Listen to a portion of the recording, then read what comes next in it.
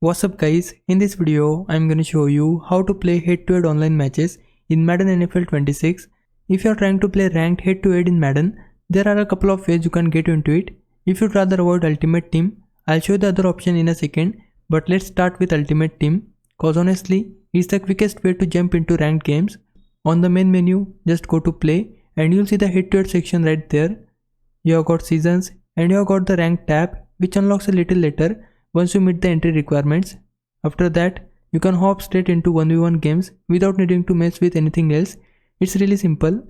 Now if Ultimate Team isn't your thing and you wanna play ranked games using regular NFL teams, you'll wanna scroll down to online head-to-head.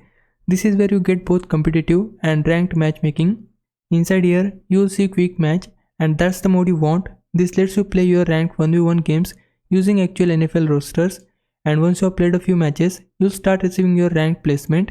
You can also play a friend from this menu, but for ranked specifically, quick match is the mode you're looking for. And that's basically all you need to do. Hope this helps. If it did, please like this video and subscribe my channel. For now, thanks for watching. Bye bye.